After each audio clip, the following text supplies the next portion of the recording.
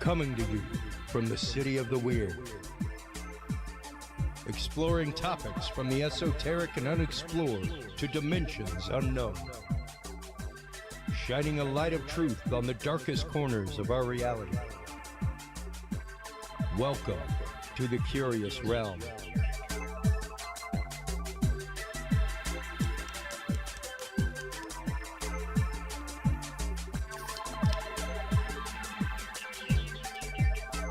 Well, hello everybody, and happy Tuesday night.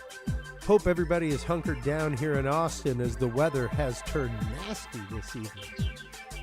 We'll be talking to a couple of great Austin folks, Damian Schillaci and Nicole Riccardo, here in just a few minutes. They were the hosts and organizers of the Strange and Extraordinary Fest that happened here in Austin. They are also the co-founders of the ParaPeculiar Museum, which is a traveling exhibit full of all kinds of haunted items, things like that. We'll be getting into that tonight.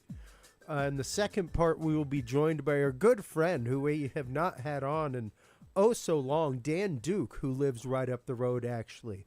We will be talking about his familial connection to Jesse James and the faking of Jesse James's death, how he came here to Texas and buried treasure. Man, it is an incredible story I'm here to tell you right now, folks. And I am really excited to have our guests on during this segment, because I am all about, as you know, events. That's what I do for a living, especially things like paranormal events. So much so that, like, I started a company that does paranormal events because I am personally of the mind that all too many organizers of these events do not know of each other's events. And they happen right on top of each other. Like, even the same weekend as Strange and Extraordinary Fest, there was Myth and Monsters happening up the road, all kinds of things. So it's interesting to me how many of these events are out there. I have assembled a huge compendium of them over at Curious Events. You can stop on by, check that out. The interactive map is coming soon, but it's literally, there are tons of events. When you get into it, there's probably about 75 events that happen here in Texas alone, dealing with everything from psychics to UFOs, UAPs, cryptozoology, and the paranormal. So welcome to the show, Damian and Nicole. How are you guys doing this evening? Good. Thank you. Looks like it's about to storm, so we're happy about that. Right. Well, here in Texas, we can always use the rain. But even after the crazy rains last year, it's like, really? Again? And it was right up around this time last year. Yeah, we love a stormy evening, which is what it looks like we're in store for. So Exactly. Well, speaking of stormy things, speaking of things that, send chills up people's spines, hey, how did you guys come to the world of paranormal to begin with? Nicole, let's start with you. Oh, well, that's a loaded question. I mean, for me, I've been a weirdo since I was a kid, to be honest with you. And I always blame one of my aunts, because when I was growing up, she would always tell me these scary stories and ghost stories, haunted stories. So she really fed that addiction. So I very quickly became, one of those kids where when I was asking for a bedtime story, I was not asking for, Beauty and the Beast. I was asking for a ghost story. Yeah. So I was just a little weirdo. And then I had my first paranormal experience when I was 8 years old.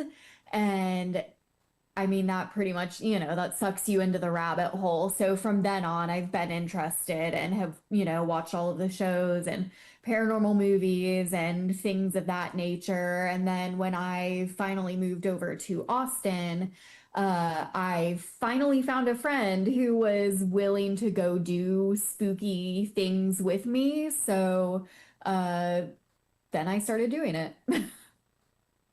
And, that is the typical arc of people who get into this, is that somewhere along the line they had an experience themselves, or they had a very open-minded family that encourage them to, like, my mom was open-minded enough to understand I was a kid reading a book. She should be happy I was reading a book. So what if it was about vampires or werewolves or myths or legends or amulets, she really didn't care as long as it wasn't like something horrible, And what about you, Damian? How did you come to the world of para in your life?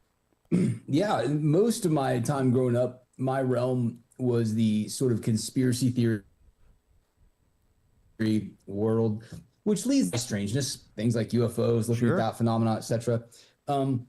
Fast forward, though, to being an adult, as someone who also collects oddities and antiques, my very first time that I had someone tell me that an item that I was getting was haunted, for me, it was just kind of silly. It's kind of a joke. And then I had little experiences with it, which then started an obsession of reaching out to people who thought they were going through this phenomenon itself, people that thought maybe they had items that were haunted, and collecting their stories, which turned into them giving me their items. And that then turned into a obsession / collection. Wow. And, the idea of especially collecting haunted items, there are not a lot of people who would bring such an item into their care necessarily, Damian. And I'm one of those people, like I have said for years openly on this show, got no problem with people who have them. I probably won't have a Ouija board in my house. Oh. That's just me. Got a copy of the Roman Ritual. Got all kinds of things in my house. Hold a crystal in my hand while I host the show. All kinds of things. But it's one of those. Even when it comes to CE5 and that kind of stuff, I am very much an intent rules the day kind of person. And hopefully that intent is there, but it doesn't necessarily mean that whatever's coming through ain't playing Captain Howdy and trying to make you think there's something friendly, so. Great reference, by the way. Thank you. Really, really great reference. Probably are. With the Captain Howdy. And it's funny. I mean, I'm looking over here in our living room. At your Ouija boards? Yeah. I mean, like, we literally have a great collection of really good examples of Ouija boards. So we have them all up kind of along on the walls so you can see them on display and everything else. But yeah, to your point, the whole Captain Howdy piece of it, for anyone listening, I hope you get that reference. If not, you were probably raised wrong. But that is actually something that we do talk about a lot. This idea of intent and trying to understand that we don't really typically know what it is exactly that we're dealing with, even when it tells us what it may or may not be.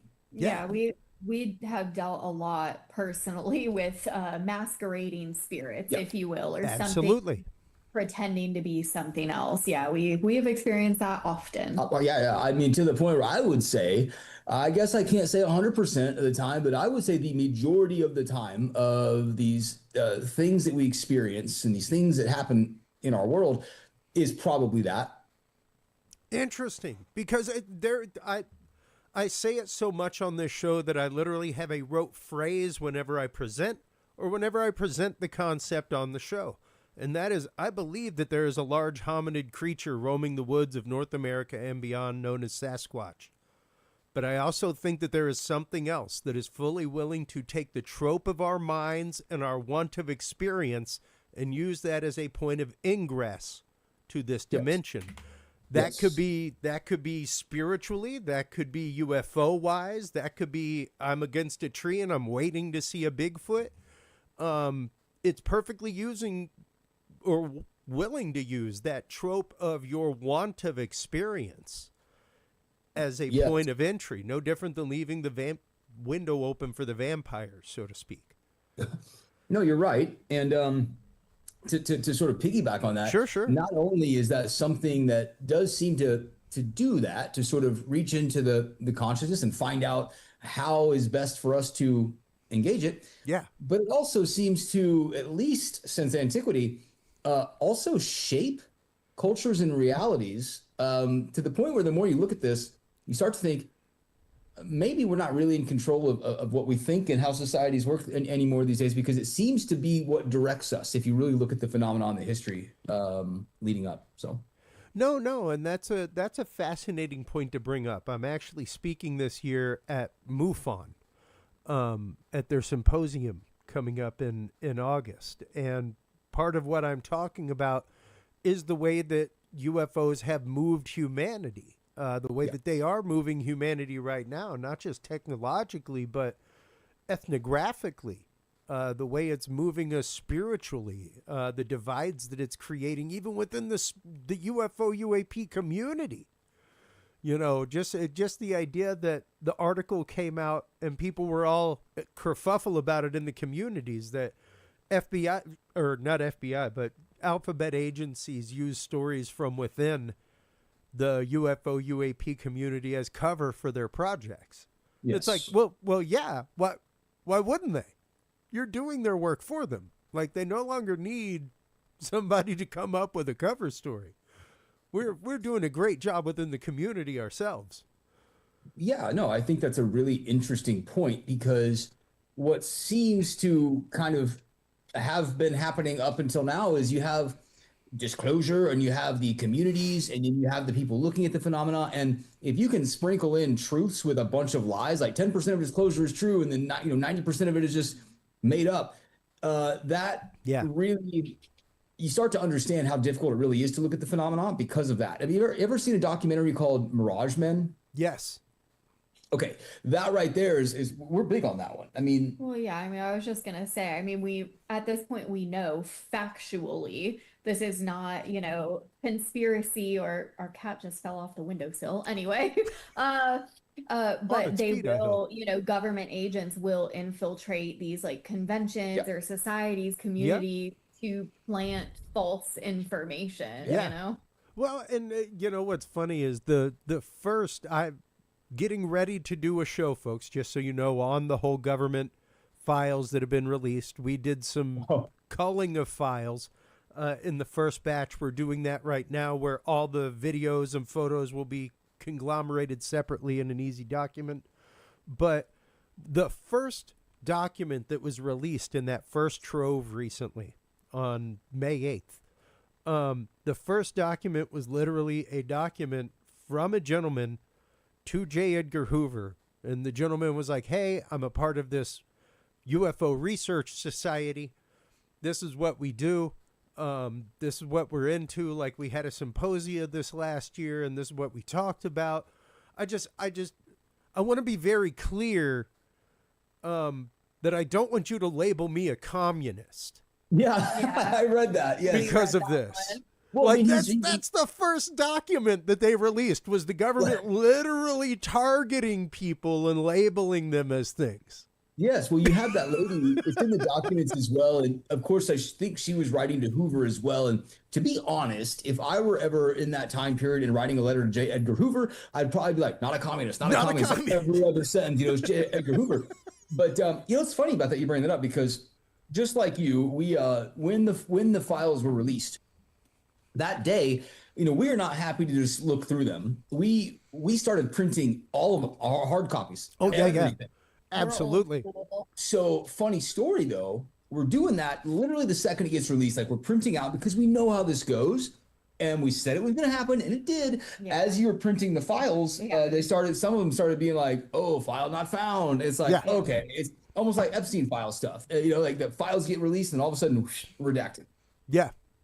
No, and it's interesting, because one of the things I say on the show regularly is since the proving of quantum entanglement, science and even the government has run to the world of para, be it UFO, UAP, psi. I'm pretty heavily embedded in the psi community and things like that.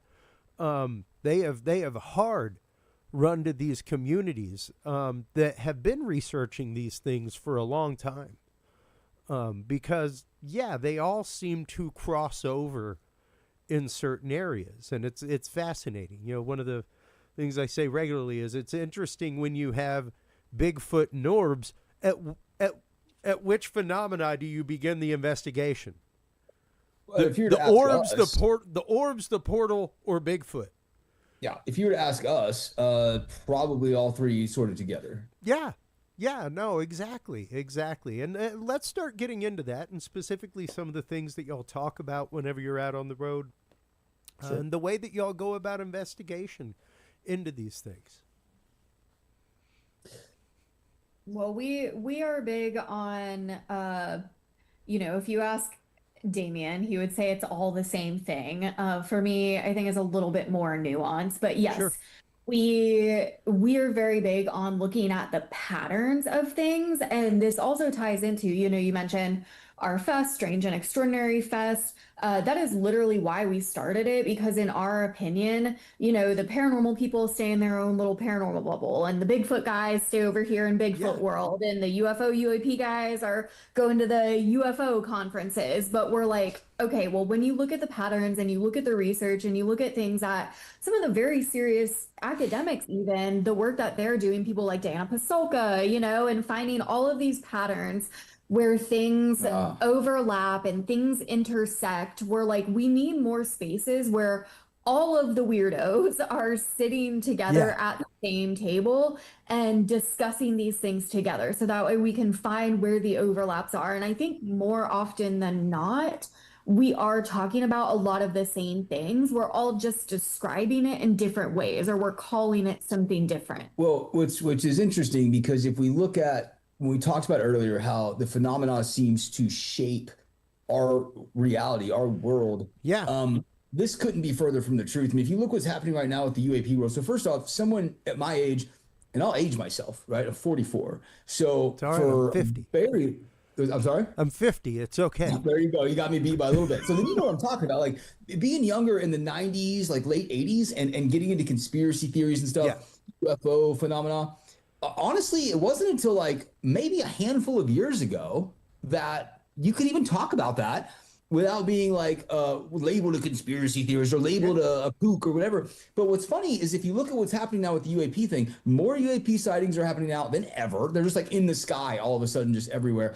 It seems to be a new age. This is going to get kind of deep and wild, but it almost seems like a new age is coming, and the new version of religion and spirituality is coming. And it's part of the technological age, which is why we're now dealing with craft in the sky versus seraphim and angels in the sky. Sure. And it's the whole concept of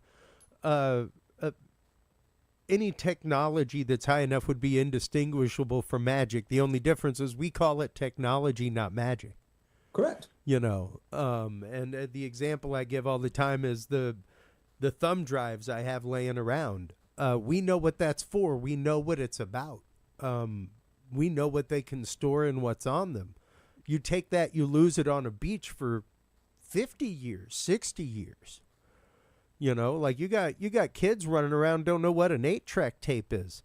That's a sad story. They're just reorganizing what vinyl and actual tape is. Like cassette tapes are back now, which is a musician I love. But I love it too, except now they're $30 for a cassette tape. It used to be, If you were smart like me, you had a backstock. I always had them for my 4-track player. So you bring up something interesting, because I don't know if you know the story. I'd have to. The name escapes me of the tribe, and anyone can look this up. It's super easy to find. It's pretty well known. But there was a indigenous tribe somewhere in the world that we had flown helicopters over, I think surveying, whatever. And the tribes people come out, they're throwing spears at the helicopter, whatever. Years later, we go back, and they had built like a monument to the helicopter, like a deity. Because they have no idea, like, what is flying in the sky. To them, it's a big, loud monster. And that's always been really compelling and interesting to me, because that to these people was paranormal phenomena, because they'd never seen it before. Yeah, those were the cargo cults of World War II. There you go. Yeah. Where they had never seen supply planes, things like that. All they knew that was this dude came up and jumped out of a bird, and a whole bunch of stuff came out. And That's like right. we didn't have to struggle that year. Please come back, Big Bird. You know. So yeah, and it's interesting, because that is once again not far in our past, and I normally give the cultural point just as a Cajun of exactly how long it takes to forget something like a language. Like one generation, man. Yeah. That's all it takes. You find like my mother understands a few words. You would be hard pressed to find somebody in my family who is fluent in Cajun, whereas both of my grandparents were. Yeah. And I mean, I see it these days. I don't even know what the kids are saying out there. I hear words all the time. Oh, yeah, I'm like, yeah. what is that? You know, Well, that's so. just because we're old. Yeah. That's, but quite literally, it's the fact of when you start looking at these things through that cultural lens. You know, the prime example is my father's 72. He has zero interest, and he's the example I typically give whenever we're talking about the declassification of files, whenever we're talking about the hearings that are happening. They aren't for folks like us who research these things and have seen most of these videos released on websites, things like that over the last decade. We've seen most of these documents. These are for the people who are like my dad. Oh, what the hell are you talking about, little green men?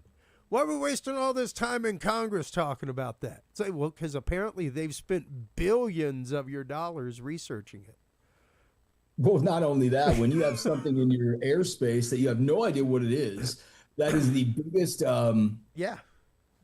for a government to be able to admit, hey, there's something flying around our airspace. We don't know what it is. And can't defend against And it. can't defend against it. Can barely detect it.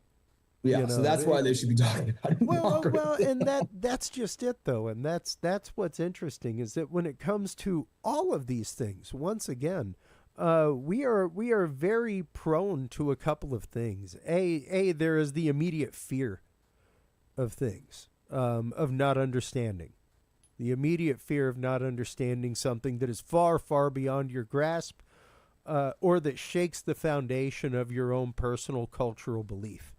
You know, to a point where like cognitive dissonance occurs, and you will just not accept new data into the system. You know, like absolutely not. There's no way that can be. You know, and like the story of the one of the early cinemas and the movies, and it was a train coming towards the screen, and people ran out of that theater. Yeah, because they thought a train was barreling towards them. Yeah, and that's kind of the same thing. Yeah, exactly. And, you know, even whenever you're talking about the roots of experience, that idea, once again, that, and I bring it up regularly, especially with curious research, the idea of charging an environment, the idea of if you're going to research a location, you shouldn't be like deep diving into the history of it the night before. You shouldn't be going into lore and watching videos online about it. Like, you should have a rote checklist of gear. You know, we have the map, all that kind of stuff, and then put it away. Because once again, the more you're diving into it, the more you're kind of polishing the filter through which you're going to look at data that you're gathering. And B, you may very well be charging that environment to what you're wanting to experience. That's 100%. And I think to piggyback on that, I mean, please, you can go into a place that, allegedly haunted, whatever, has the stories. You can go in there even without ever knowing anything about the place, looking at it. But the phenomena itself, potentially, probably already charged from so many other people that have been in there looking at the same thing, that the phenomena will present to you in that way. If I'm articulating that properly. Like egregores, basically. Yeah. Thought forms. Yeah. But yeah, to your point, I mean, that we do try to do that. I mean, whenever we do investigations, at least, official of us investigations for the podcast, I mean, like almost 100% of the time I go in blind. If I don't, we note it. But and then typically if we have somebody else doing the research, which now we do, shout out to R&R Productions. Then Damian will go in blind as well, because it's just, for me, at least, for when we investigate, I feel like it just makes it a lot more compelling too, when we have, something that I might pick up on that also then ends up lining up with what we get during the investigation. And then you go in and you start digging through the history and you realize, oh, actually, this all lines up with this history here, what actually occurred. Yeah. It just, for me personally, makes it a lot more compelling, I think. Yes, but when it gets really, really compelling, I would say, is when you go in and you have phenomena that lines up with the history of the place, okay? But then Find out it's wrong. Yes. So then you do the deep dive and you find out the history was completely fabricated. And people don't really realize this. That is going on more often than you think. Most of the big historic hotels I've been at that have the haunted ghost story that everyone sees the apparition is typically like some little girl or woman in white, right? 9 times out of 10, I found that those stories never existed, yet people are having this experience of that phenomenon specific to those stories. Yeah. I find that very fascinating. Well, and you know, that brings up a truly sad part of all these communities, which is that want of experience, that true deep want of experience. And that's the biggest example I give of that as caveat within the communities is Corey Good. Because people wanted that experience so bad that they had that experience and then come to find out, no, Corey was lying. That his experiences were fabricated. And like he said in his deposition, anybody who said they had this experience is delusional. Well, now that's a good one. That one gets me going a little bit, and I love this topic because there was a group that we were listening to one time speak, and they were talking about. I'm sure everyone here listening remembers when Dybbuk boxes were the thing, right? Like that whole story of the Dybbuk box, and you've got one in the Zach Bagans Museum that like apparently caused Post Malone to have an airplane crash or something.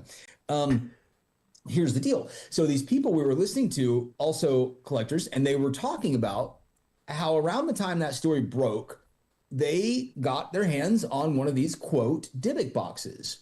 Well, they started having phenomena around this item that they had.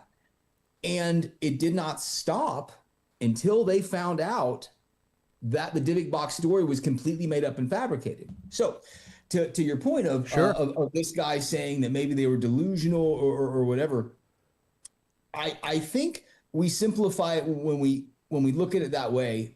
I think what's mainly probably happening is the phenomena is being generated based off of, call it beliefs or cultural whatever, or intent even, right?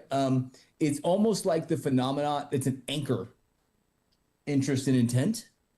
So whatever it is, they'll kind of grab it and run with it. So I think that's totally. And once again, it's that want of experience. And it's something that we talk about all the time. It's something I'll be talking about at MUFON this year is why are you investigating to begin with? You know, like, are you investigating as a researcher? You know, whenever I go to research a topic, it always begins with true curiosity. I'm curious about an experience I heard about, something like that. And from there, I wear my skeptic hat. You know, I am pretty well founded in science and logic, things like that. I've had my religious experiences in life. I've had my paranormal experiences, which is why I'm open to all the ideas and all the concepts, because you kind of have to be. I mean, my religious experience that I had at like 15, 16 years old may someday be proven to be a petit mal seizure. That doesn't remove the experience. It doesn't, just because somebody's shown you what's inside of your red circle and can prove what's inside the red circle, doesn't remove the moment of experience. It doesn't remove your moment of questioning reality, wanting to know more. That's literally the scientific method, just from the point of view of an experiencer. Yeah, and I think to your point of maybe one day, you know, you'll discover that, you know, what had happened was a type of seizure and what have you. I think what's happened though is the world of the materialist, the material science crowd, they'll see that, and then all of a sudden everything goes to your brain has made it up. It's in a trying to write it off. Yeah, it's an illusion, whatever that your brain is made up. But now with all the new people researching consciousness itself, we're starting to understand, I think, as a community of people, that the consciousness isn't originating from the brain itself. As a matter of fact, it could even be outside of our body totally. So I think that's really what's interesting to me. Even if it was a seizure you were having, the experience, where does it come from?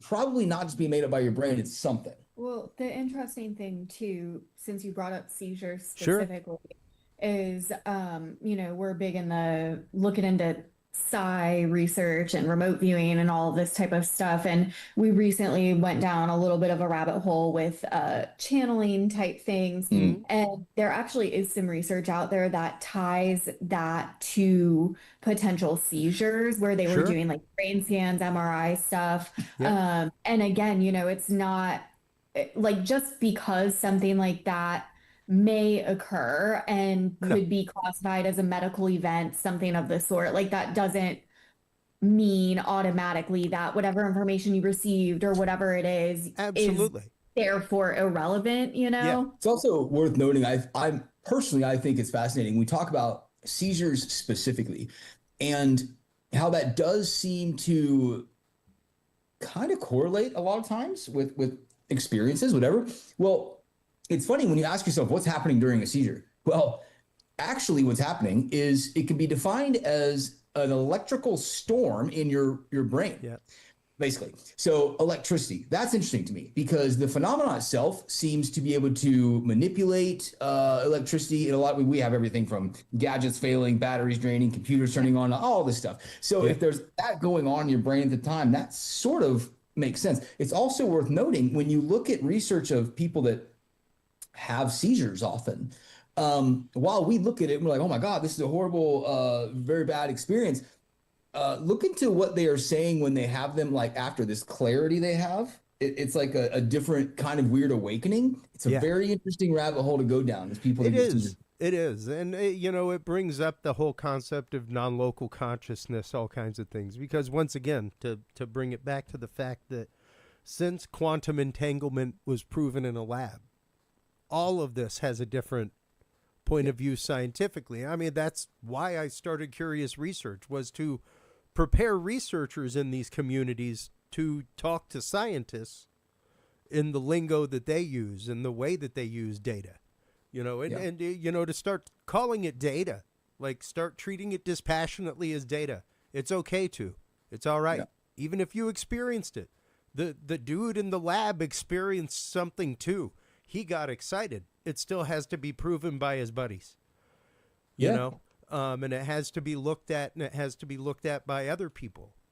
So the idea is, how do you prepare weekend warrior paranormal investigators, people who are out wood hunting for Sasquatch, things like that? How do you prepare them to prepare their data to meet science?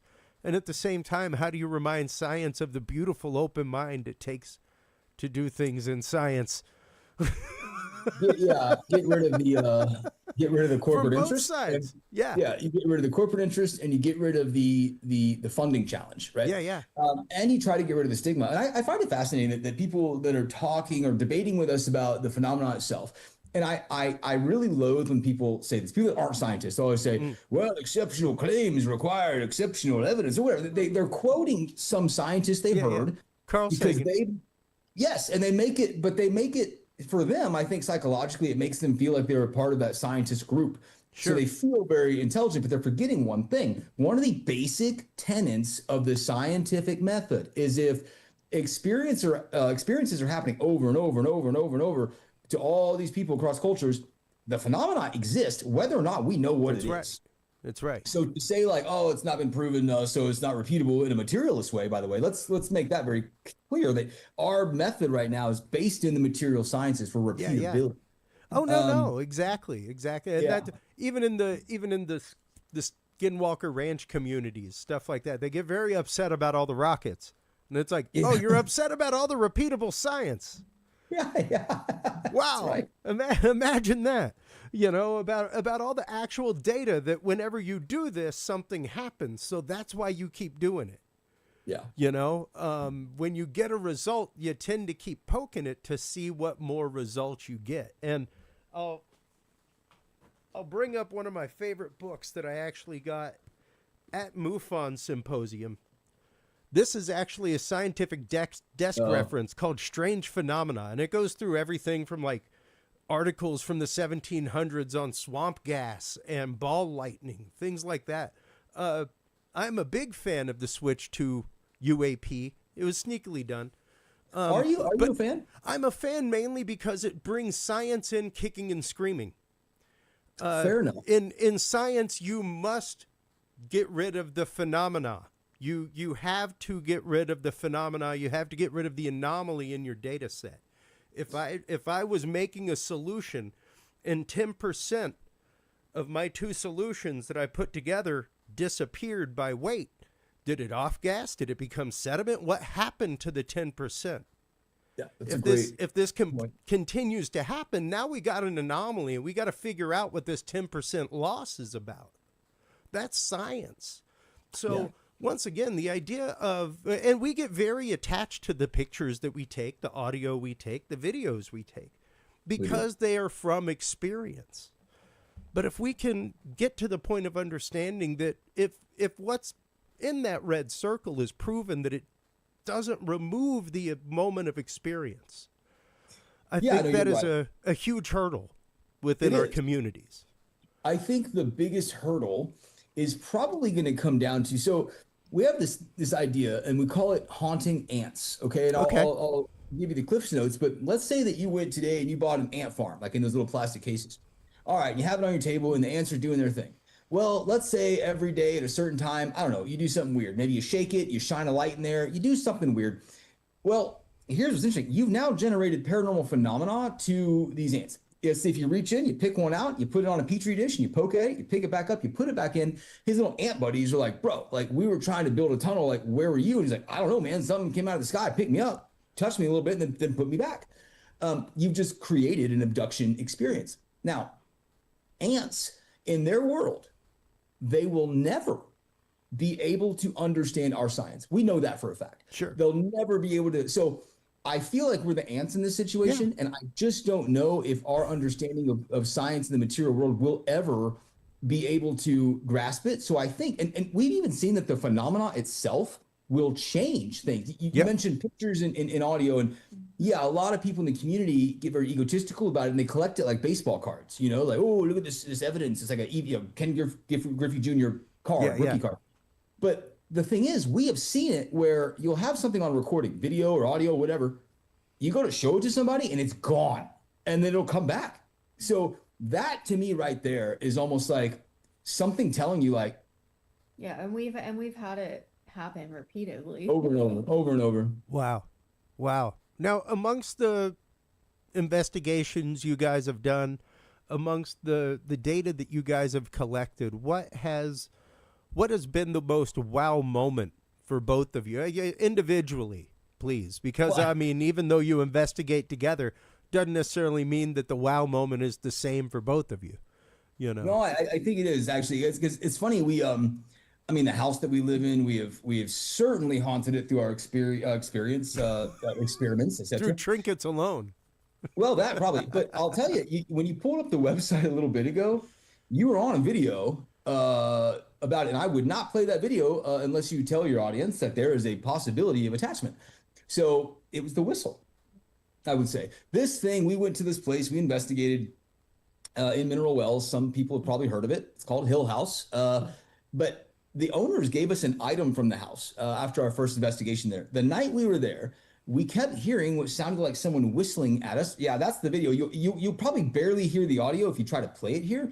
But it's interesting because that whistle, once we brought that item home, it was in the house. Okay, now it started following us across state lines in other places that we were going. Okay, now we have countless messages from people that have either seen the item at events we speak at or just listened to podcast episodes where we talk about it. Yeah, we've had to start putting actual disclaimers on any of our podcast episodes where we talk about it, because they're getting the as well as anytime we speak at events, because literally, and I'm not exaggerating, I'm using literally in the actual sense of the word, every single time that we have ever spoken about it, whether it is on the podcast or like on a stage, I will get at least one message from somebody reaching out that it followed them home, but usually it's many more than just one. Yeah, all the time. Wow. Now I kind of want to play it. Well, you can. Look, you certainly can. I will tell you the video, what it is Nicole was on the first floor of the house. Yep, you can see it. She's watching me on the screen.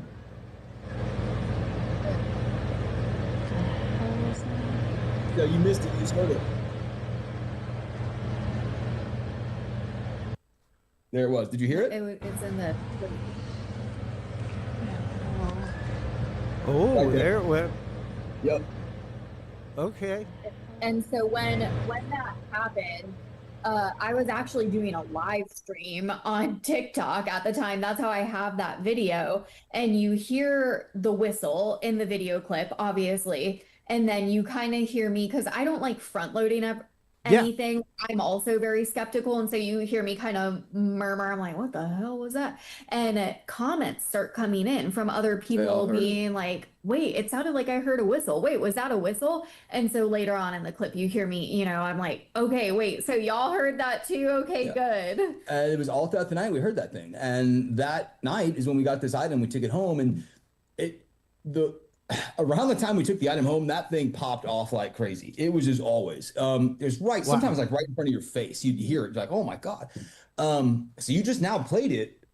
We'll see if any attachment comes, and if anybody out there listening or watching tonight begins to hear the whistle, let us know. Please. Yeah, DM us on Instagram at ParaPeculiar. Let me know. We have no idea how I to look help at you. this as our own experiment here, to see if anything happens, and I'll let you honestly know if anything happens here. If my family begins to hear anything that they are not used to. Oh, you got a family that you live with? That would just be great. Like, I have my 8-year-old son in the house. Oh, yeah. Well, he's 9 now. He's 9. Yeah. I mean, it happened one of the times I went home too. I didn't tell my mom the story, but as I was leaving to fly back to Texas, I just mentioned, I was like, hey, just keep an ear out if you happen to hear a whistle at all, especially if you're alone, let me know. And sure enough, a few days later, she texted me, she was like, so I'm 99% sure I just heard a whistle in the house and I'm here by myself. Do I need to be concerned? Yeah. Like, just say hi. Well, and what's wild, we talk about data. Now, the whistle, we'll call that, is what we refer to just as an observable, right? Like, it is something that is, if you look at experiences going back to antiquity, that is something that happens, a whistle. I mean, there's even that old legend of don't whistle at night. If you hear whistling at night, don't whistle back. Well, and don't follow the whistles. Correct. And then we don't follow the and then whistles. it follows us, Yeah. So it's interesting because there's really you can probably count on 2 hands. Paranormal phenomena, like what there is the whistles, there's the knocks on the walls, disembodied voices, things like that. But there's not much. There's a few observables. Here's what's really interesting. That whistle, we have taken that recording, played it to recordings of other times that we've recorded the whistle, played it up next to other people that we know who had heard whistles and recorded it. And it sounds like you're listening to the exact same thing. I am also a musician and can confirm it is the same note. So that is fascinating to think about. Especially the idea of it being places that it hadn't been reported in that kind of way.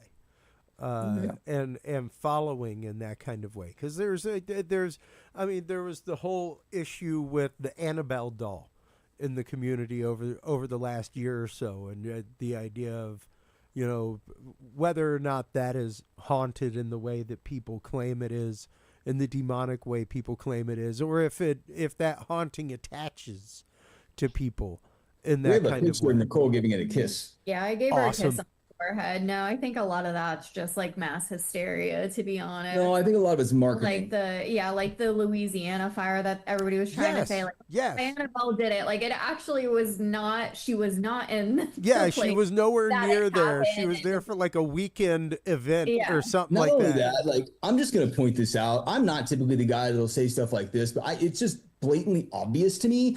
The paranormal community or people that were saying that is all over Facebook. Oh my God, Annabelle, she caused the fires on the plantation. Oh, right. So it literally wasn't the spirits of all these slaves that were probably mistreated at some point. It's this doll. It's this Raggedy Ann doll. No. You know, man, I had to bring one up. And the only thing I commented on in the actual community, I took a snapshot of it and sent it to a group that my brother and my buddy from high school belonged to, where it's just like 5 of us and we just share horrible memes and go, what the hell is going on in the world? stuff like that. But it was a picture of this person's garage door covered in poop. All right. Now, I'm not joking, covered in poop, like flung. There it is. And they're like, I've been gifting for years at my gifting station. Like, the first place this person's brain goes to when they come out and find their garage door covered in poop is, thank God, Bigfoot has gifted me. Okay. Bigfoot has gifted, like, that's where they went. Not like, hey, you know, there's some random kids, like, you know, teenage boys. I knew people that threw poop on things. Man, you know, like, that's just what they do. Forget the fact that it might be a mischievous teen. No. We immediately go to Bigfoot has gifted me back. Yeah. I am so blessed. And God bless you.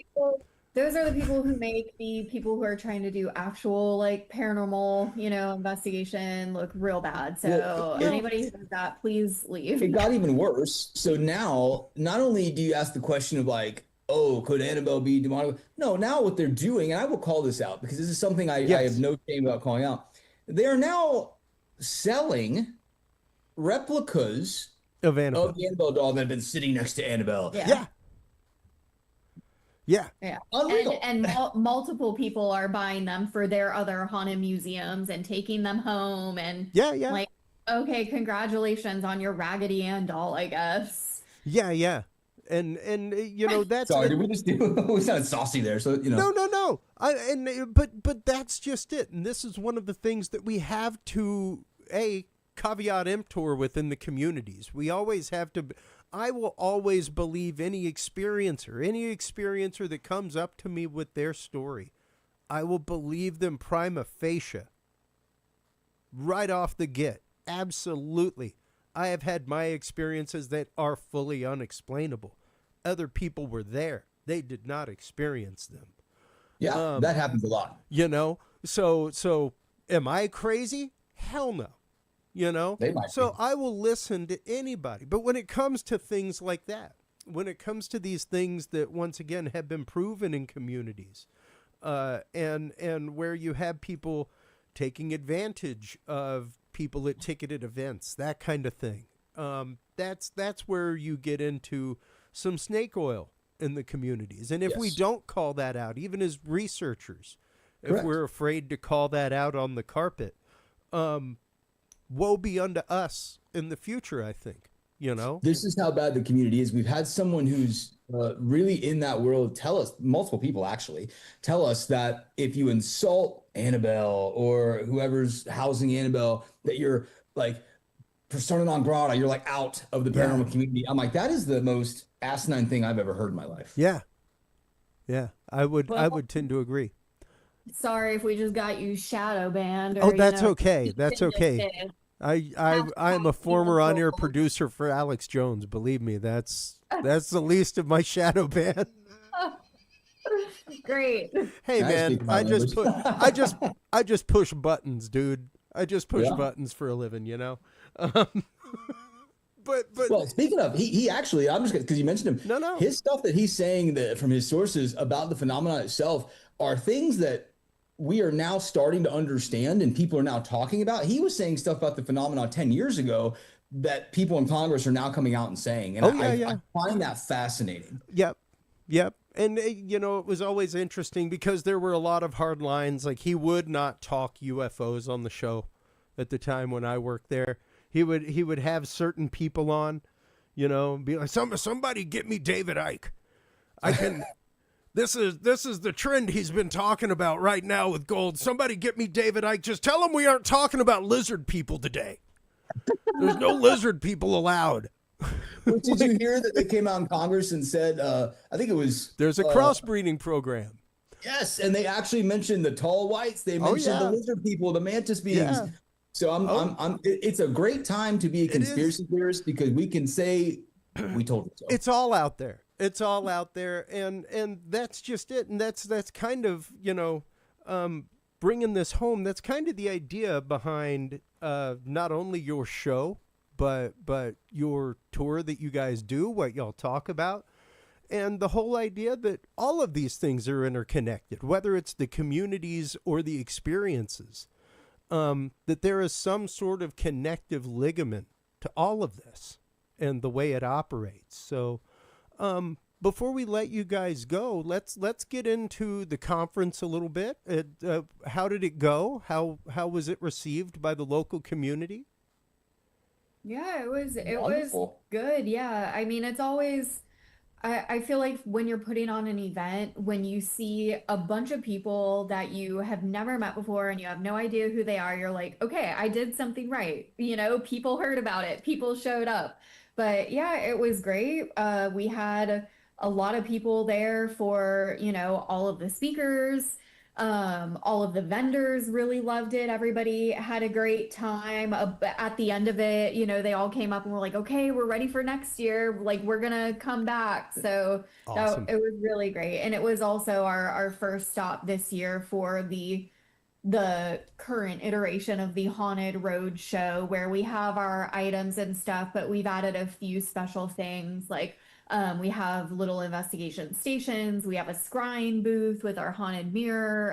Our one of a Yeah. kind investigative tools, right? And the feedback that we really got though was people really liked what we had done because we really put an emphasis on the talks and the presentations. We did not want like, oh, we've got such and such celebrity and a bunch of booths to go buy money. No, literally, we wanted good presentations that got people thinking, and that was the feedback we got. So if you're in Austin, so shout out to the Austin community because everyone came out in droves, had a great time, they loved it. There are two that go on in Austin: Strange and Extraordinary Fest, like we're talking about now, and Spirit Social, which is put on by Stephen of the Night Owl podcast here in Austin, and that's coming up. You have that coming up this year. Yeah, that's November 7th, which we're at that every year as well, supporting. He's a good friend of ours. So Awesome. Yeah. Awesome. Well, guys, I want to thank y'all so much. It's been a fantastic conversation. I would love to have y'all on again and again and again, especially to talk about some of these issues within the para communities. That is a huge cause of our show.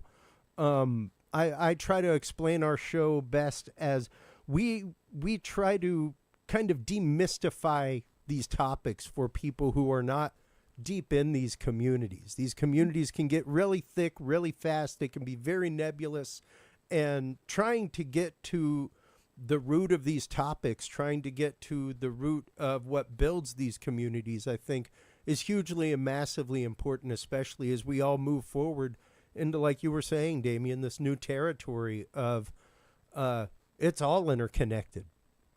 Yeah. No, we couldn't agree more.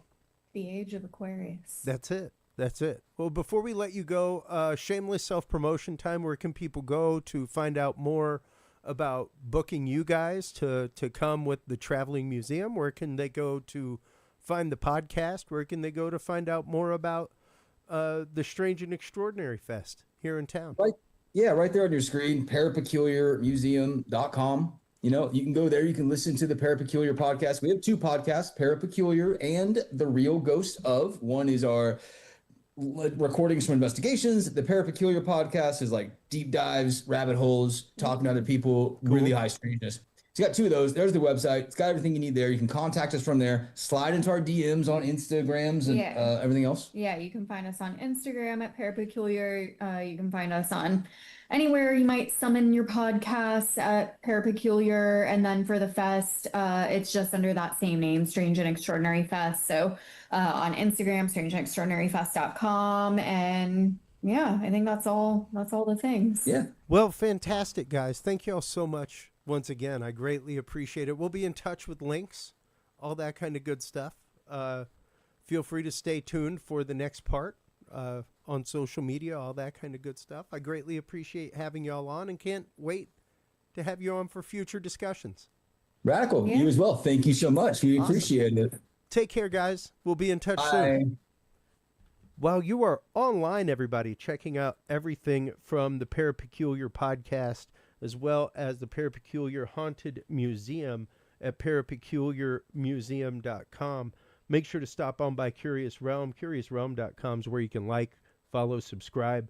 If you were looking for the moon base announcement that happened today from NASA, we have all of those NASA feeds, everything else right there on our video channel. Stop on by curiousrealm.com/videos, and you can find not only all of our episodes, but also all of the declassified government panels, things like that, as well as all of the video channels from our guests. When we come back from this quick commercial break, we will be joined by our good friend Daniel Duke. We will be talking about his familial relationship to the outlaw Jesse James, his faking of his death, his move to Texas, and how his family came across a treasure map. When we come back right after this.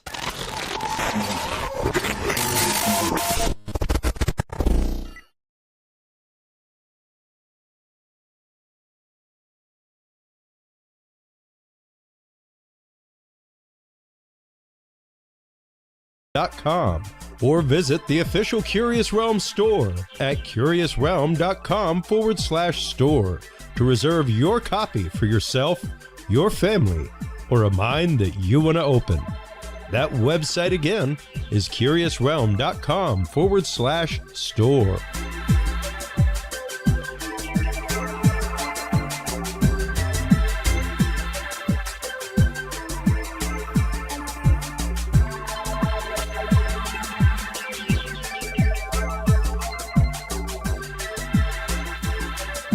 Well, hello, everybody, and welcome back from that quick commercial break. Thank you so much for staying with us. Also, thank you so much to our sponsors, especially True Hemp Science. If you're a user of CBD products like I am, stop on by truehempscience.com today, folks. They are your source for amazing CBD products. Christopher Lynch and True Hemp Science use every part of the hemp plant. That is seeds, stems, buds, fibers, roots.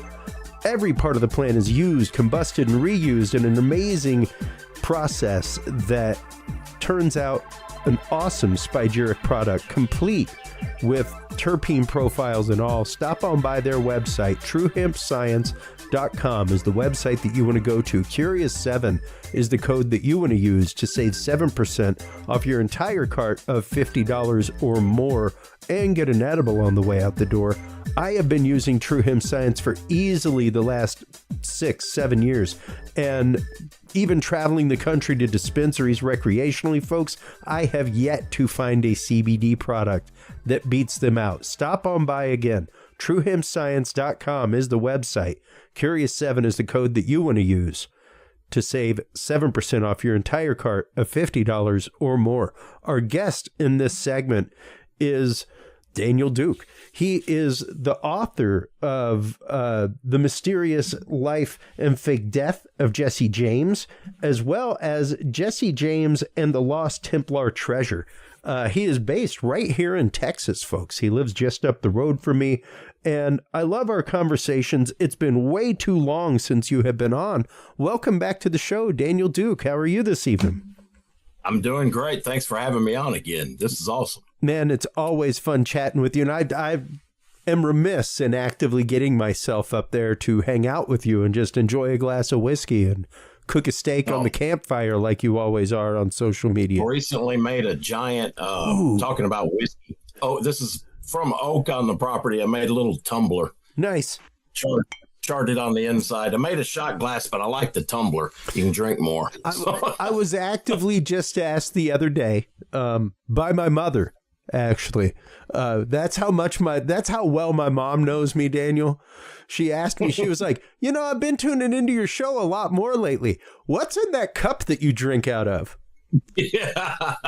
And I was like, honestly, it's typically either iced tea or Red Bull. Despite the decanters of whiskey and gin behind me, I was like, it's not Dudes and Beer anymore. Back in the days of Dudes and Beer, whenever you used to first come on, like, yeah, man, yeah. we would tear through beer, we would tear through whiskey on air. That was part of the conversation. But since then, things have been a little more ironed out. A little more wrinkle free, Daniel. But yeah, the whole idea that Jesse James had faked his death. This is something that had been posited a while back, but This digs into so many different parts of mythos and American mythos and the way that these things happen, the way that they happen historically, and the way that we understand that they happen. So how did you first come to find out about the fake death of Jesse James? Let's start there before we get into treasure and Templar treasure and connection to the Templars. Okay. Yeah. That started when I was a child. Just about every birthday, or, when the whole family would get together around Christmas or any of the holidays, somebody would always talk. We had a large family on my mom's side, and one of my uncles or aunts would always bring it up. And it was almost like it was brought up at most family get-togethers. And, I would just think, oh, cool, and run along and play. But as you grow older, a little more sticks, a little more sticks with you, stays in your memory. And my mom grew up hearing the same thing. And it helped us greatly if that his diary was passed down through the family. It wasn't really a diary like he wrote his feelings. It was a day book. But that got passed down through the family, along with a treasure map and a whole bunch of photos and things, items that belonged to Jesse. But the day book had dates, names of known gang members, stuff like that. And that's why the oral tradition started as a child. And then I have to give all the credit to spearheading that to my late mother. She's the one, she wrote 3 books about it. She wanted to, once we were all in college, Mom finally had time to research more, and she took the family photographs to the Texas Department of Public Safety, their headquarters down in Austin. And for people who don't know, that's Texas State Police, basically. Yep. Took it to the headquarters, to their forensic department, and Karen Taylor and Missy Micheletti, Karen Taylor is very well known in the forensics world. She actually had, when Mom was there, she had David Koresh's skull. Photos of his skull in there. She was verifying who he was.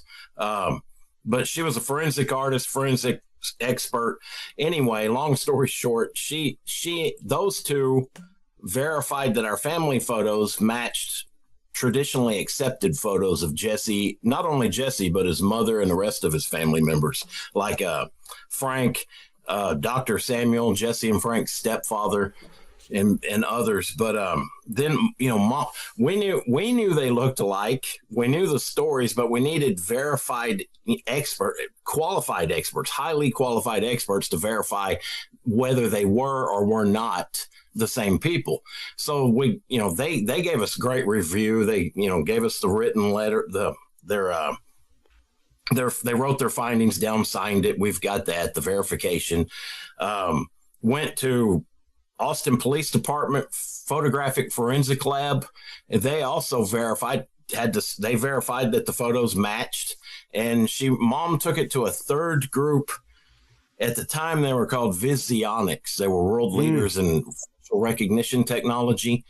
And Visionics later were purchased by a company called Identics. But anyway, they also verified the findings. So we had the photos, we had the family, the oral story, the oral history. We were going to the Texas State Archives down in Austin constantly. It's almost like we were camping there. We were there constantly just doing research, and that's where some other stories in later. But yeah, it went from there. Census records, birth certificates, death certificates, all of that. And then the names in his diary, you research all of those and you'd come to brick walls, but I don't want to jump ahead of myself or ahead of your questions, but that's how it started. Well, and once again, to have that family history to begin with, something that was openly spoken about, that you were relative of Jesse James, things like that, is one thing. But to find the equivalent of a diary also is phenomenal. That's pretty amazing. Much less what you believe to be an actual treasure map, Daniel. Yeah. Now That's pretty wild claim. That's pretty big. Yeah. What have you found along the way that leads you to the proof of the death or the fake death of Jesse James and him coming to Texas to begin with? B, what do you have so far as provenance for the map and diary? All right. With the diary, as far as provenance, we've got his name. He signed his name, J. James, and JWJ was his initials, Jesse Woodson James. He also signed on the back cover, back in the front and back on the cover of the little day book. You could see where he practiced writing his alias, J.L. Courtney, James L. Courtney. He wrote it over and over. And I thought, who sits there and writes their name? I don't do that, like, constantly. Yeah. Just, only on the covers. It was like he was practicing writing his name. But anyway, he's also in the day book, he initials it JWJ and signs his name just J. James. So not Jesse, but J. James. So I thought, okay, there's that. And then you keep digging as you read through it. There's known James gang members, and like Cole Younger, they called him Bud. That was his nickname. He mentions him by nickname. Never Cole Younger or Cole was here, but there were other names, Tom McDaniels and multiple other known gang members. Also, places when he would go on trips, he would mention, took a train from Marlin, Texas to Longview to Shreveport to Natchitoches. From Shreveport, he hopped a river boat down to Natchitoches and then got off on the Louisiana side and went back north and stayed at a man's house.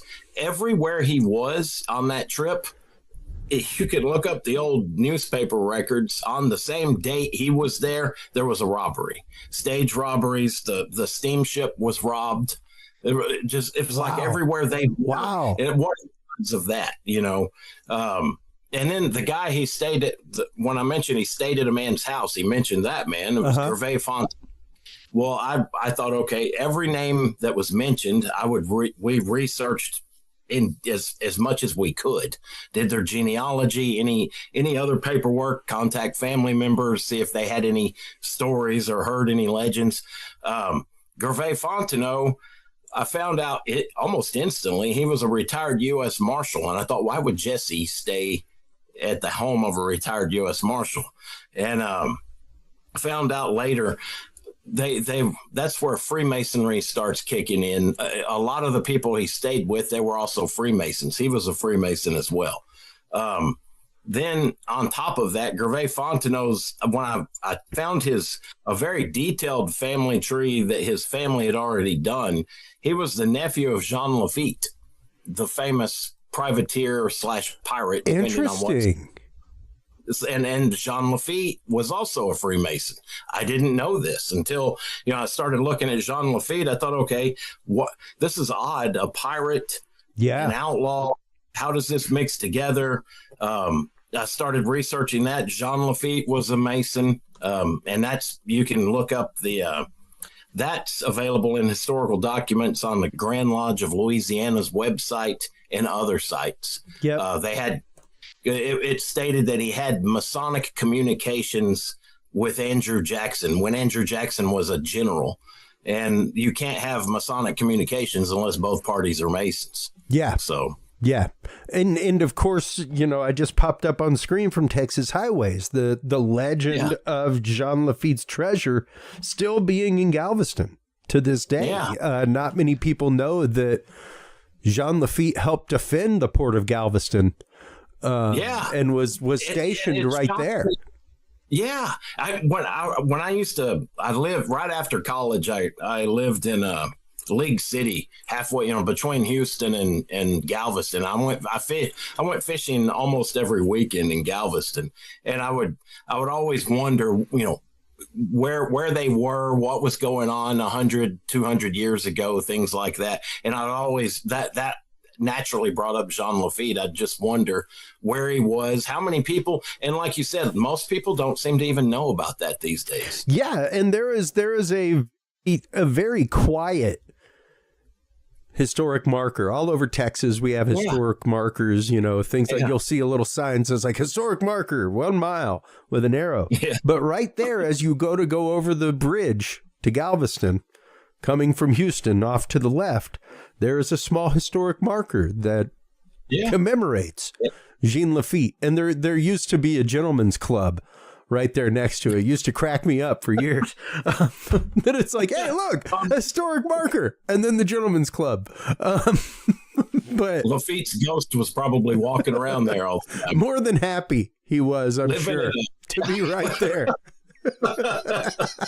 That cracks me up. But in all sincerity, these are things that have once again been legend in Texas for a long time. So the fact that your research actually tied Jesse James and his trip after faking his death to going to Louisiana and staying with a Masonic brother who was relative of Jean Lafitte is pretty remarkable. Yeah, that blew my mind. I thought, my God, I mean, this is we're already proving, Jesse James didn't die as history said, and he faked his death, lived to be an old age in Texas. That's a handful on its own. And then you find out he stayed the night with Jean Lafitte's nephew. Yeah. And I thought, what is going on? And that was where things started. That was around the time we started figuring out there were it was a network. It wasn't just old West outlaws riding around robbing things. There was a lot more to it. That was just a small part of a huge picture. Yeah. But, as far as Jesse goes, we had that information, everywhere trips he took, everywhere he went, there were always robberies in the newspapers. Yeah. Things like that. It was just once or twice. It's a coincidence, but when it happens constantly throughout the book, and known, and the other thing, like he was well known for exchanging gold for cash. What farmer? A guy who's on a 160-acre farm? What farmer in Reconstruction era Texas had the kind of money to swap out gold and gold for cash? It was like those. It reminds me of the gold for cash businesses around today. Yeah. It takes some money to be able to do that. And during Reconstruction Texas, that would have been that was a rare find. Yeah. Yeah, you'd have been probably much more common finding somebody exchanging that gold note for gold. Yeah. Changing in that $20 gold eagle. Then changing in the $20 gold eagle to go get paper money, Yeah. That brings something up before we get too far and too hip deep into his actions in Texas and things like that, Daniel. His death specifically, because we've talked about this on the show before. St. Joseph, Missouri, is the place that claims to be the home where Jesse James was shot. Things like that. And it's one of those. This is the accepted history. This is what people have said for years, that he was shot in the back.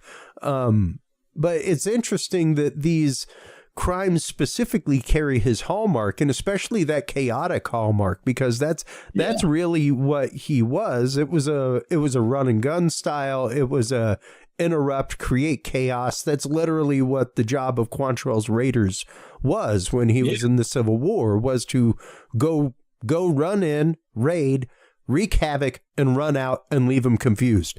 Exactly.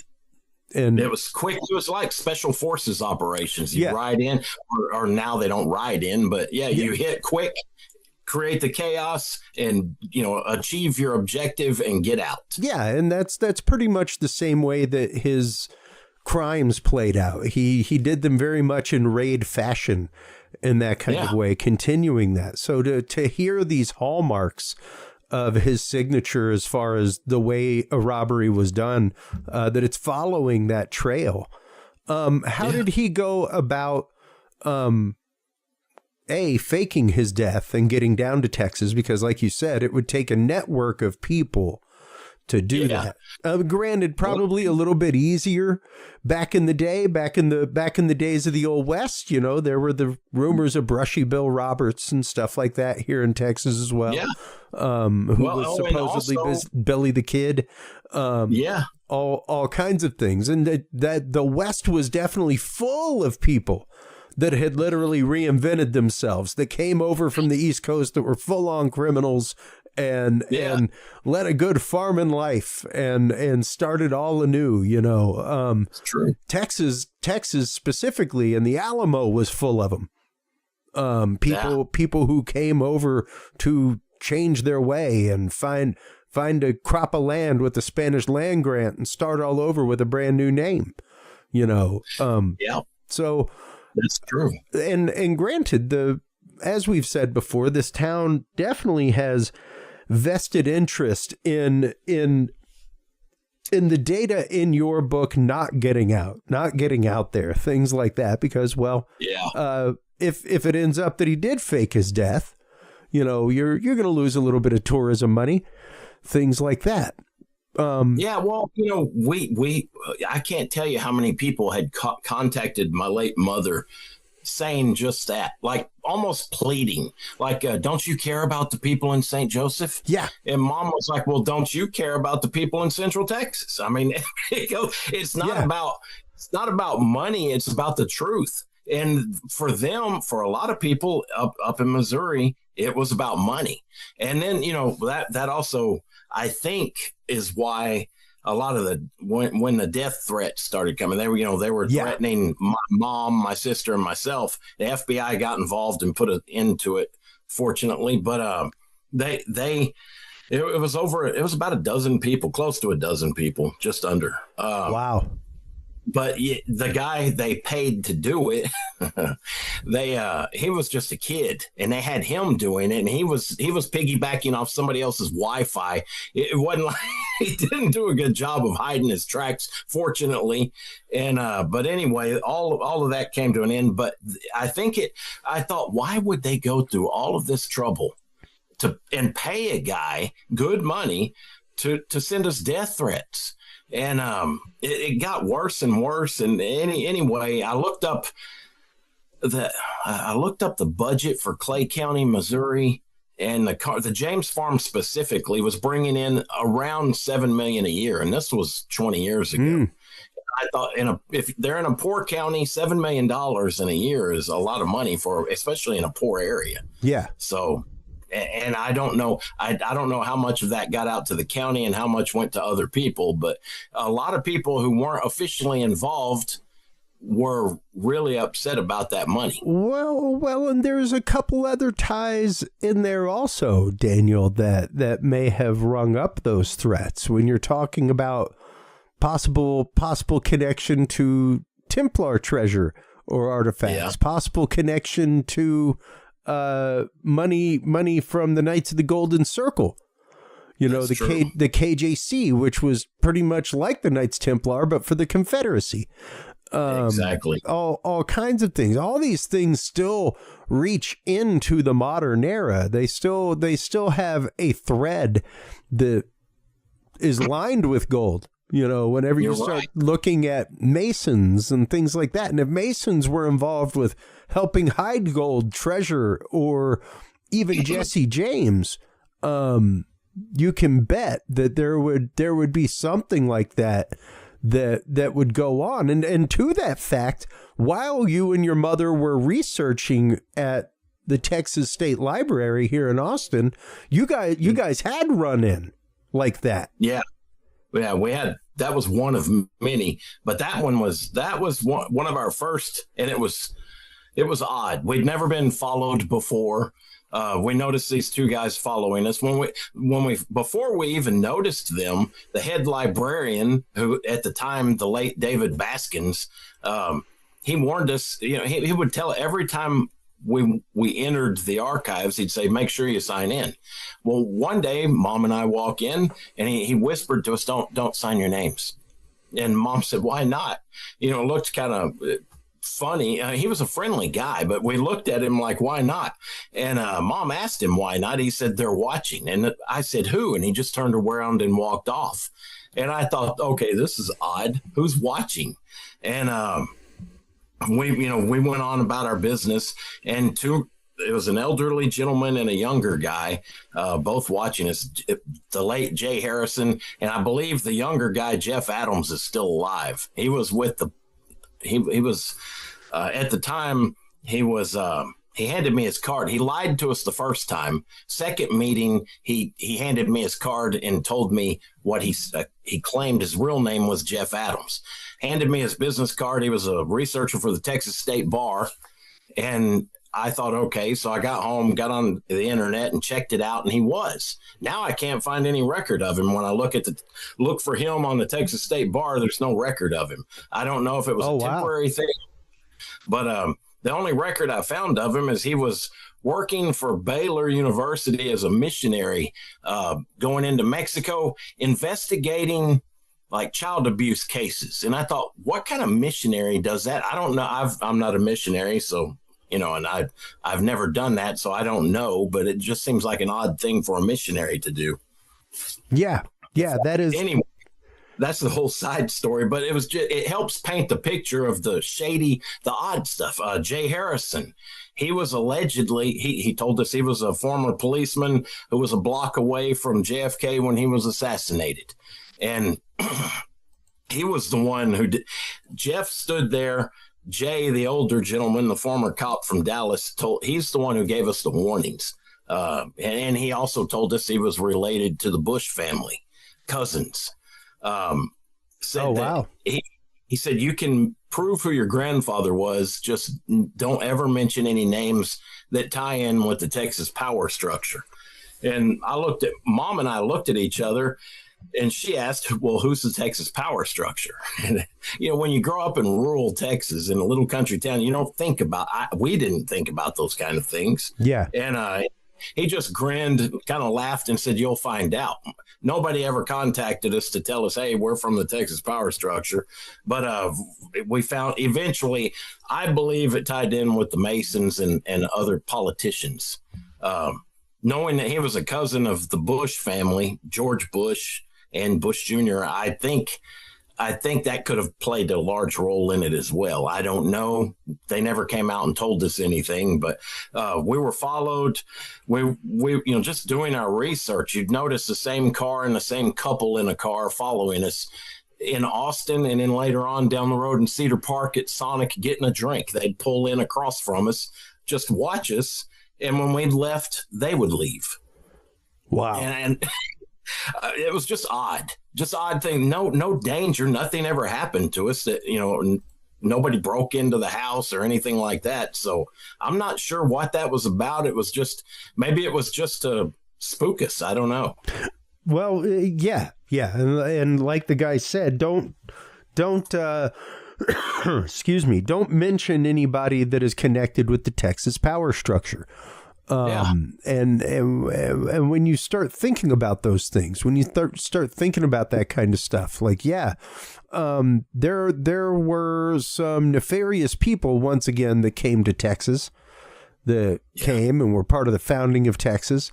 I mean, one of those people is literally one of the ranchers from the Lincoln County Wars. In New Mexico, that Billy the Kid and everything else was caught up in. So like people like that who were known for just straight killing somebody in the name of business. Like, sorry, Jack, there was next to no compunction with some people for such things. Well, some of the guys I always call him Grandpa in Jesse's day book. Some of the names he mentioned, John and Bill Hitson, they were some of the biggest cattlemen in Texas in that day. When you said that reminded me of them. They had cattle in New Mexico stolen by Comancheros and other rustlers, cattle rustlers. So they hired 150 gunmen to ride into New Mexico, and they sent warning ahead before they got there, basically telling people, don't get in our way. We're getting our cattle, don't get in our way, or else. You know, that's just how it was back then. But he listed their names in his day book, their name and address. You know, he didn't write the whole address. It was John and Bill Hitson, Palapinto. And that was where their headquarters were. Well, but it was. Go ahead. Oh, I was mentioning the Texas power structure, and those guys, after that kind of stuff was still going on. Every time we went to the archives, we were watched. And around that time, Wagner Carr, former attorney general for the state of Texas, started calling Mom. And they talked. At first, they argued a lot, and then he ended up wanting her to write his autobiography. It was she said, I don't have time to do that. I'm working on this book. And anyway, they ended up becoming friends, you know, or polite to each other anyway. And he was really interested in Jesse and mostly the treasures. And he sent his driver out to take Mom and I to three treasure sites where they had been recovered. Oh, wow. The Texas one is over in Georgetown off Highway 29 on the west side of Georgetown. There's an apartment complex on top of it right now. It's fairly new. It's about a year or maybe 2 years old. They built an apartment complex on top of where the cave was. But anyway, he said the Texas Rangers oversaw the recovery of the treasure. And I asked him where did they take it? And he never would answer me. I didn't expect an answer, but I had to ask. Another one was over in Academy, Little River Academy. And then there's one over by Prairie Dale. You know where Prairie Dale is? Not on the map now. But anyway, it was three locations where large treasures were recovered. And according to his driver, she was there while the recovery was happening. She said she was talking about how the Texas Rangers were lined all off the side of the road. They had a landing pad for a helicopter that they stacked they put the lights so it only would come and go at night. So they put lights on the ground, they stacked tires on it so you couldn't see the lights from the road. You could only see them from the air. And I thought that's pretty smart. But anyway, she said, and Wagner Carr verified, the driver told us, and then we talked to Wagner again, and she said it wasn't Pretty Boy Floyd. It was one of the other gangsters, not Machine Gun. It might have been Pretty Boy Floyd, one of those gangsters. I think I'll have to look at my notes again. But anyway, when he would go to San Antone, he would make a deposit there, not a withdrawal. He would stop at that catch and make a deposit. And she said and Wagner had verified it, there were in the treasure, there were like old mail pouches. There were more modern coins from the early 1900s and Spanish gold bars. Oh, wow. So it sounds to me like it. And the funny thing about that is that matches the exact story of Victoria Peak, New Mexico. When they found the alleged billions in gold in Victoria Peak, New Mexico, it allegedly had Pony Express mail packages, like mail pouches, and Spanish gold and more recent gold, as well as trunks with like a tiara and stuff like that in it. Different dates throughout. Fascinating. The dates ranged. I can't talk right now. It's like that's my tongue keeps getting. The dates were, they ranged over several centuries, and it was like a long-term depository.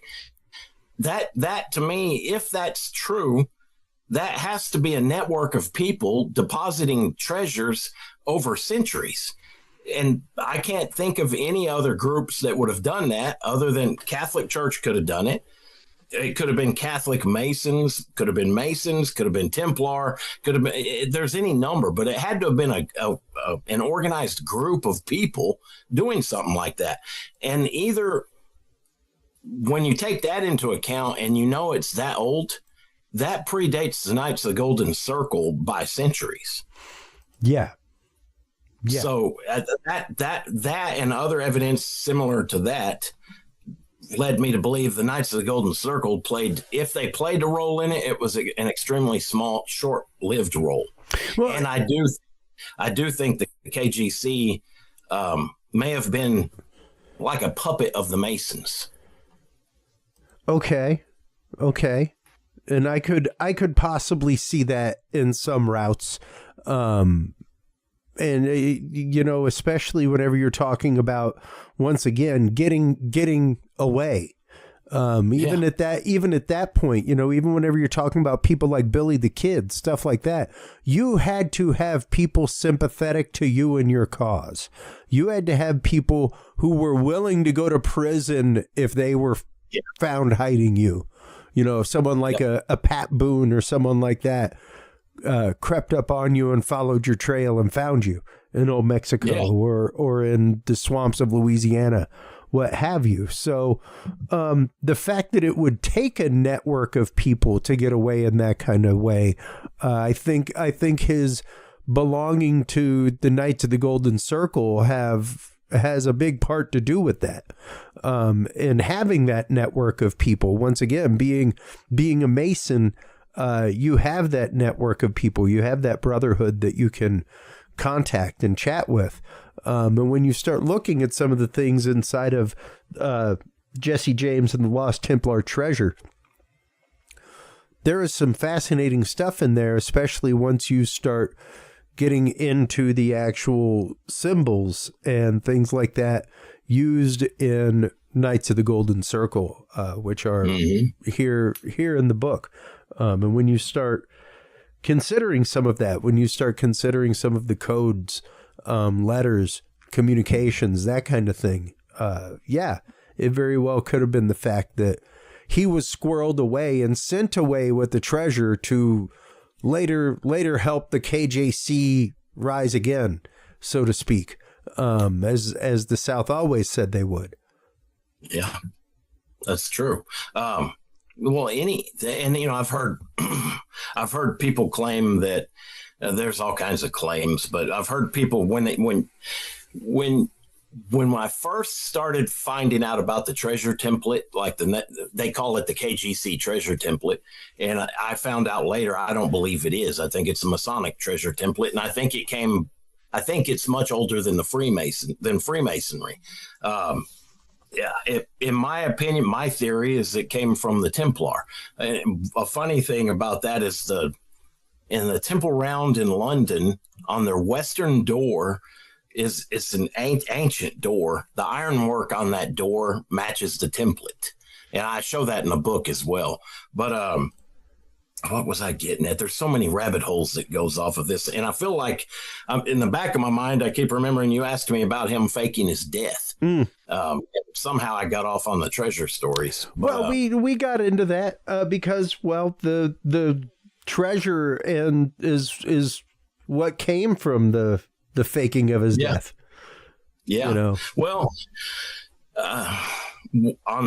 let's see. If you want, I can go into the faking of his death. Sure. Okay. When we wondered about that, that's the biggest question. I mean, it's traditional history states he died as he was shot in the back of the head by Bob and Charlie Fort. So we thought, okay, how is it that he could? How did this happen? We've got the photographic evidence. We've got his diary, the treasure map that he left. All this evidence, known gang members all around him living in Blevins, Texas. How did he do this? And the picture of that picture right there, we believe that's Wood Height, his first cousin. Wood Height, and if you look at that picture, the guy in the casket does not look. He doesn't look like photos of Jesse James. Now people will say, well, he'd been dead a few days and he bloated and this and that. He still doesn't look like Jesse. But the thing is, let's see. So we start combing over. You have to look at it or approach it like you're a detective. It's a detective story, and you're trying to find out. Okay, how did he fake his death, and if so, how? So we start with the coroner's inquisition. You reading the Inquisition. His wife alleged wife, Z Mims, who we believe she was actually married to Wood Height, not Jesse. Z, when she was questioned, they said, did he have a finger missing? She didn't know. She'd allegedly been married to him for years and allegedly had two children with him, yet didn't know if he was missing a finger or not. That seems odd. She didn't know exactly how old he was. Things like that. She didn't know anything she had no answers for details, yet she knew in great detail every piece of jewelry that was in her house after the man was allegedly shot in the house in St. Joe. I mean, she was talking, she mentioned numbers or the inscriptions on the back of rings. She knew all about her jewelry, but she couldn't remember anything about her alleged husband. So there's that. That's not proof. It's just interesting. So they got Jesse's mother, brought her up by train from Kearney, Missouri to St. Joe to identify the body. She walks in. Her first words are, "Gentlemen, you are mistaken. That is not my son." And then she walks out onto the porch along with two women from the family, and then came back in screaming and yelling and putting on a show, cursing them. "You killed my baby," things like that. And then so there's that. The coroner's inquest, they claimed that Bob and Charlie Ford, for example, they claimed that he was dusting a sampler, which, those, it said like a Home Sweet Home kind of thing on the wall. They called them samplers. Sure. He got on a chair, was dusting a sampler on the wall, and they were about 6 feet from him, extended his arm with a .44 and shot him in the back of the head. Yep. That's the end of Jesse, allegedly. Then they turned themselves in. So while they're in jail, there's a funeral going. They were released, but during the funeral, I'm starting to skip around because I'm going mentally over the way I was reading through this. Anyway, so at the funeral, at the farm where he grew up in Kearney, Missouri, they buried the body in the front yard, and Jesse's aunt said, "That's not the Jesse I knew." And there's reporters everywhere. People heard this, they reported it, and Jesse's mother, Zerelda, said she hushed her. She said, "That's my rabbit's foot." What mother calls their dead son a rabbit's foot? A Lucky Charm. Yeah. But I mean, there's little things like that. So back to Bob and Charlie. They were 6 feet from him, extended their arm, a 44 caliber pistol shot to the back of the head. Which I'm no forensic scientist. I don't work in a morgue, things like that, Daniel. But when you look at the picture of his face in the coffin, if you were shot with the 1890s 44 caliber pistol from 6 feet away in the back of your head, I don't know if that's necessarily how clean you'd look. You know what I mean? Well, there was a firearms expert. She was in, I can't remember what branch of law enforcement she was in, but a firearms expert from New Mexico was curious about that. She researched it, and she said the same thing you just said. So she researched it just to show that it wasn't. She said he wouldn't have had a face. Yeah. It would have been, and the thing is, the guy in the casket who was shot in the back of the head, the bullet never left his head.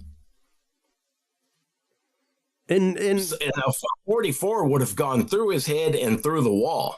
Now, the funny thing is, if you go to St. Joe, Missouri, and you visit the home where he was allegedly assassinated, they've got a hole in the wall. No hole. And according to all the reports in the coroner's report, the bullet didn't leave his head. So they were, putting on, they were doctoring things up. The other thing about that whole story of how it happened, you would have to be a very short person to need a chair in that little room. It had a very low ceiling. I could reach up. I'm 6 foot, but I could reach up just over my head, just a few inches up. The ceiling was right over my head. It's a low ceiling. He was a tall man, he wouldn't need a chair. And even if he wasn't a tall man, he wouldn't have needed a chair. All he would have had to have done was walk up to the sampler with the duster and dust it off. But they said he got on the whole thing. And I think they said he was on a chair to explain the angle. Now, the story on how Wood Height got killed, who we think is the real man who was dead in the pictures and passed off as Jesse. Wood Height was married to Z Mills. He thought of himself as a ladies' man, and he got around. He was mixed up in an affair with Bob and Charlie's sister, Martha Bolton. Martha Bolton lived in a farm in that region, and she was also sleeping with her farmhand, Jim Gibson, a man by the name of Jim Gibson. So Wood Height shows up. Jim's there. Jim and Wood get in a fight. Wood shot and killed Jim Gibson. That's the end of the farmhand. Bob and Charlie shot Wood, and that was the end of him. Now, I don't know how accurate the shooting was, like where he was in the house when they shot him. Sure. But on the movie Dirty Little Coward Who Shot Mr. Howard, or I think that was the assassination of Jesse James.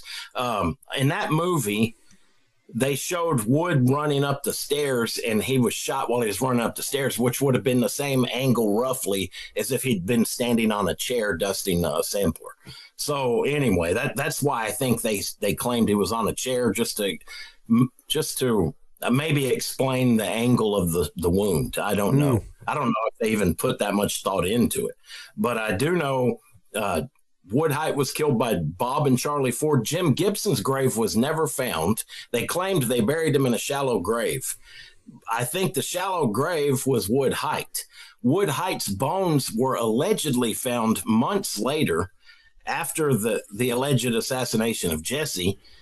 And they said they buried him in a shallow grave because the ground was too frozen to dig a grave. So it was frozen. That preserves a body well enough to wait a month or 3 to 4 weeks, maybe a little more, and then pass it off as Jesse. So anyway, there's no known grave of Wood Height, and Wood Height came from a well-to-do family in Kentucky. They would have buried their son, and they loved him. It wasn't like they disowned him. They loved him, thought highly of him. And none of it added up. None of it. The photos and they said, if you'll look at those photos, like there's other photos of the body laying on a table, and you can see his wrist real clear. There's bruises. It looks like his hands and wrists are swollen. And there's a lot of different excuses I've heard about that. Oh, it was bloating of the body and this and that. It looked like his wrists were bruised. Maybe from being in a fight with the farmhand. I don't know. It's just, there's nothing about it matches. Also, other experts have said that the burial picture does not match the photo of the traditionally accepted photos of Jesse James when he was alive. And that falls in line with, we've got 3 of the best known experts in America who have verified our photos. We also later, now here comes the other part. 1995 in Kearney, Missouri, they had an exhumation. They paid Professor James Stars, who was a law professor at Georgetown University. He wasn't a forensic scientist at all. He's a law professor. They paid him to dig up the grave, to exhume the body of Jesse in Kearney, Missouri, and prove once and for all that Jesse was killed in 1882. When he dug up the grave, there was multiple bodies in that grave. It was a man's bones and female bones. Oh, wow. The coffin that they exhumed didn't match the coffin from the burial, from the description of the coffin when they reburied him. He was originally buried at James Farm, on his family farm, in 1902 during a rainy day. And this is important also. It was a heavy downpour. They exhumed the body and moved him. It was Frank and the family exhumed the body and moved it by wagon to Kearney, the Mount Olivet Cemetery in Kearney. It was a few miles, like 2 miles away.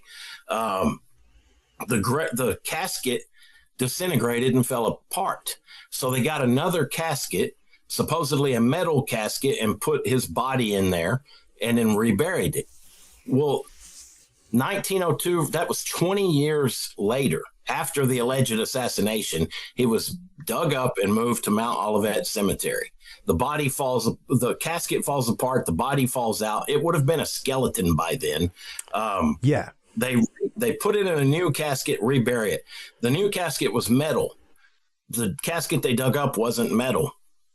It had metal handles, but it wasn't metal.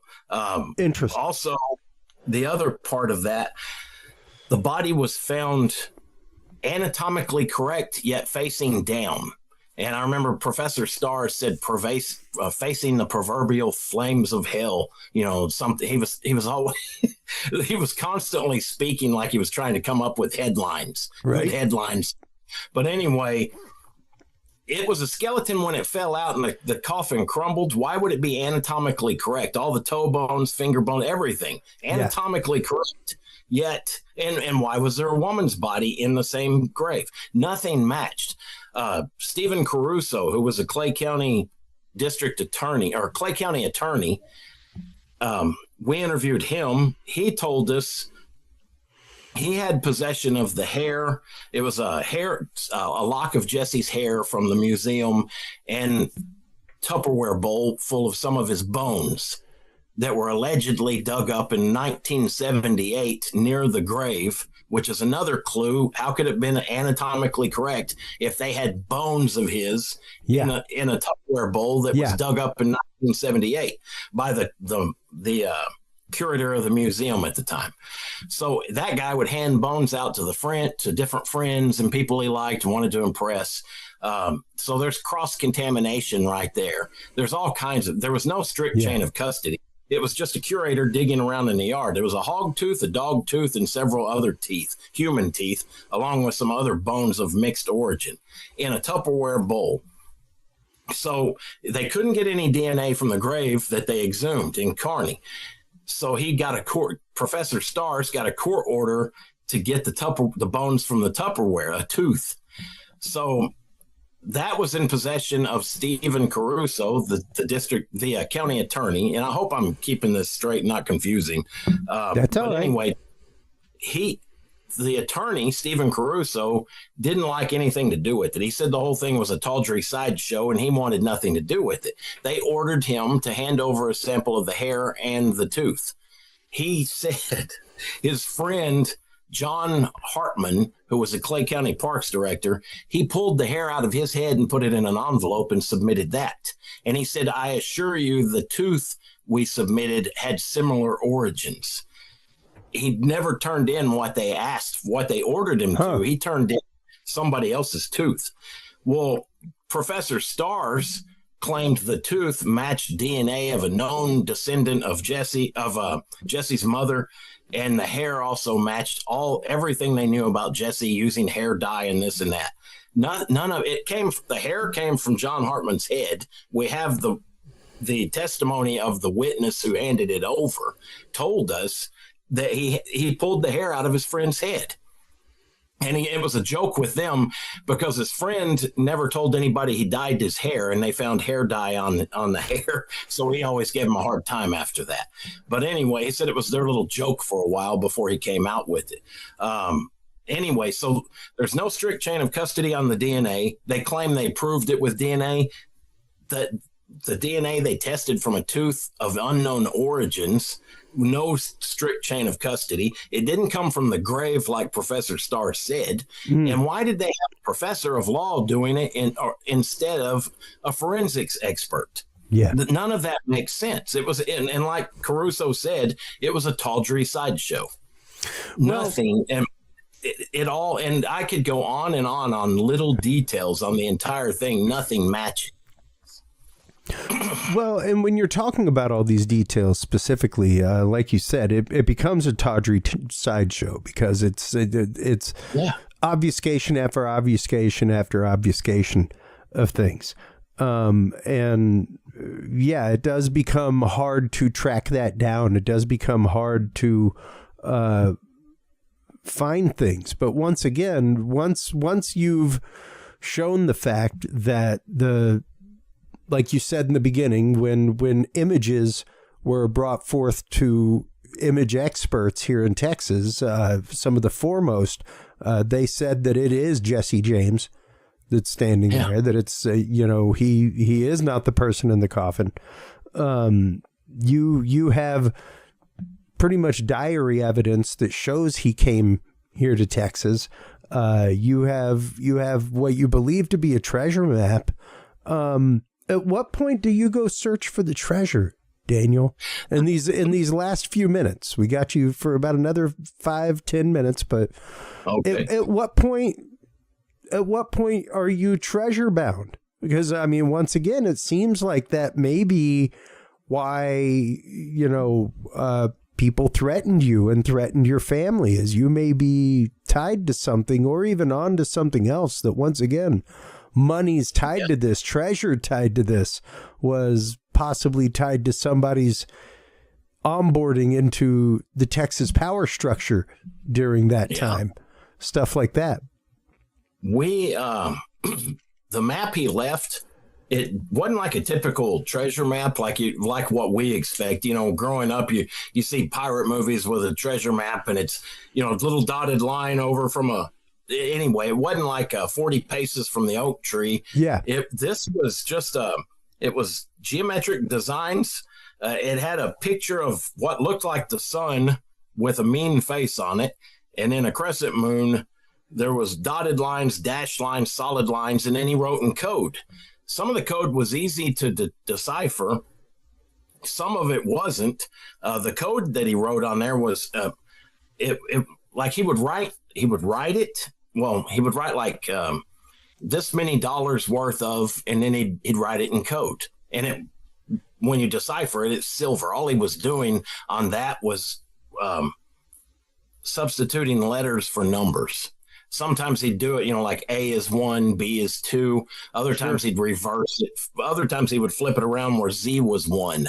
But anyway, that was pretty easy to decipher. He had so much in gold, so much in silver, and cash. And then there was a letter from the family that had been passed down.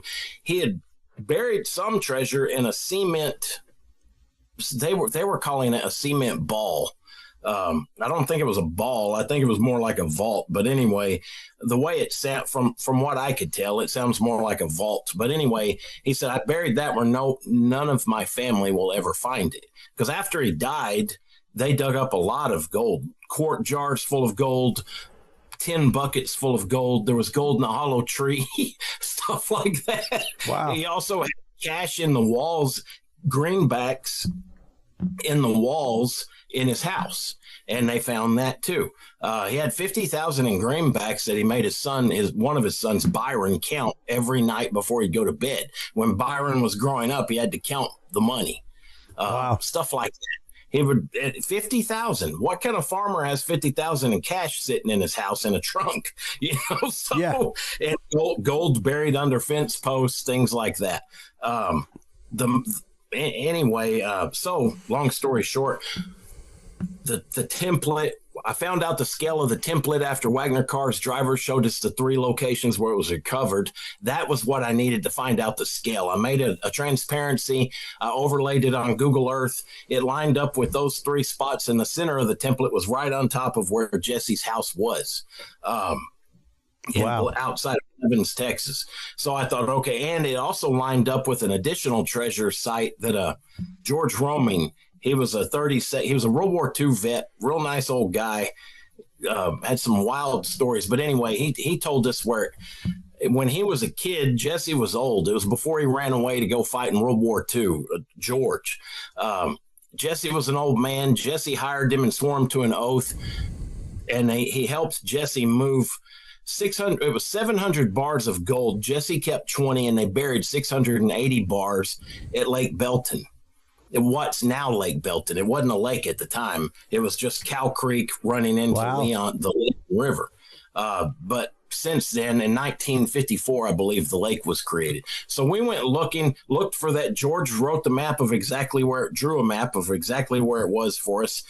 We started to go there. It's on Fort Hood. We're not crossing into Fort Hood. You know, it's like, no, not doing that. Plus, they probably already have it. But there were other treasures, like in Oklahoma. We figured out where one probably was, and I think we were close. We're pretty sure we were close. We didn't tell anybody. It was me, Mom, and Dad. We drove to Oklahoma. We had permission to look on the property. We're on the property, found out the property we were on, we believe, wasn't the right property. It was very close to where we were, but we weren't right on it. We leave. We were with plans to come back immediately.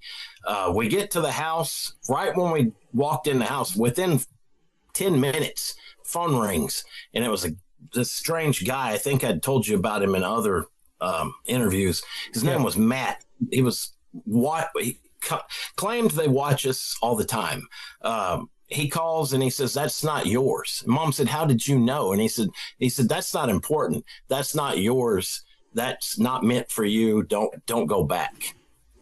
That's kind of spooky. When you don't tell a soul, they tracked us. I don't know if they tracked us through our phones or how, but they seemed to know everything we were always doing. He would call over the years and tell us things that would be he'd say, "This is going to happen in a few days." 2 or 3 days later, exactly what he said was on the national news. Things like that. Wow. When they have the death threats, for example, when the death threats were happening, the FBI agent would call. We didn't even know he was going to call.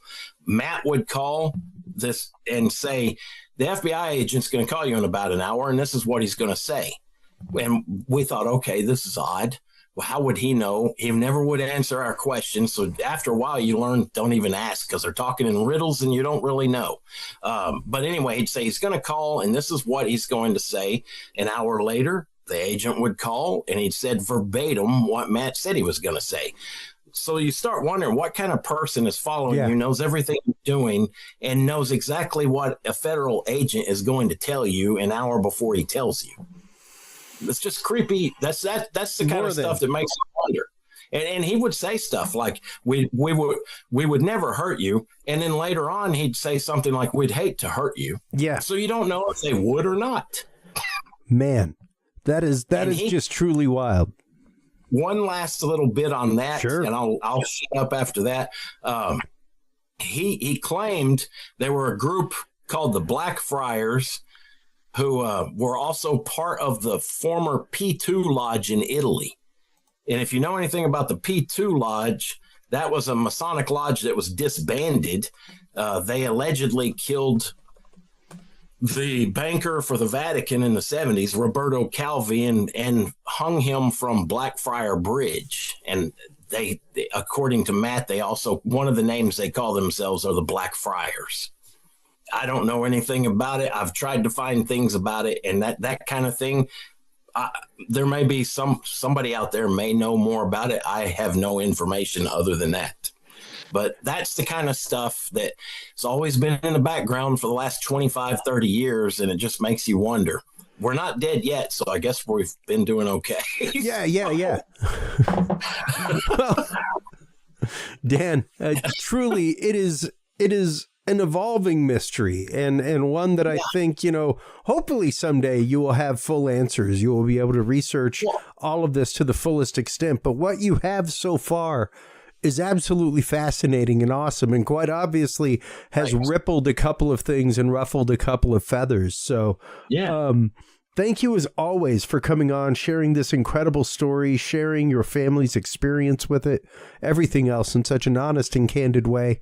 I always love our conversations. Before we let you go, let everybody know where they can get their copy of Jesse James and the Lost Templar Treasure, as well as the mysterious life and fake death of Jesse James. Anywhere books are sold. You can get Amazon, Barnes & Noble, Simon & Schuster, anywhere books are sold around the globe. Absolutely. Probably not. I'm not sure if you can find it in China, but you can find it. I always wonder. In China or Russia? I don't know. But Yeah. Good question. I asked them, I said, where are my books? They said it's anywhere books are sold. So All right. they're all over the place. Well, and once again, I want to thank you as always for coming on the show, taking the time to share this incredible, incredible story. Hold the line real quick while we close things out with the audience, Daniel. Okay. While you are online, everybody, checking out everything by Daniel Duke over at authordanielduke.com.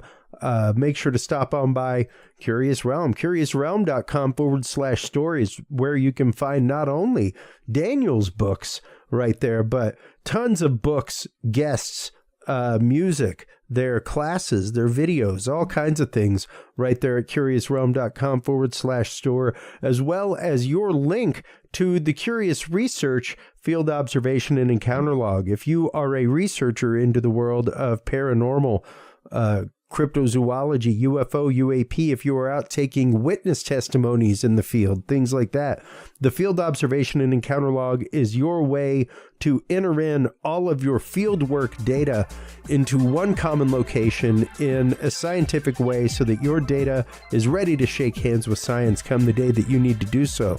Thank you so much, as always, everybody, for your open hearts, your open minds. Without that, the conversation does not happen. And without the conversation, humanity does not march forward. So remember, take care of yourselves, take care of each other, and stay curious. We'll talk to you soon. Bye-bye. Thank you for tuning into this episode of The Curious Realm. Stay tuned for more guests, forbidden topics, and hidden truths. Follow us on social media by searching Curious Realm. To download the official Curious Realm app and view the Knowledge Vault, or become a sponsor of Curious Realm, visit our website at curiousrealm.com. Curious Realm is available on your favorite podcast and video services, curiousrealm.com, as well as KGRA Radio, APR TV, and the official Curious Realm app for Roku devices. Curious Realm is a proud member of the Ground Zero Media family of podcasts. For more shows and members-only content, visit groundzeroplus.com today. Thanks for listening. Stay curious, and remember, the other side is always watching.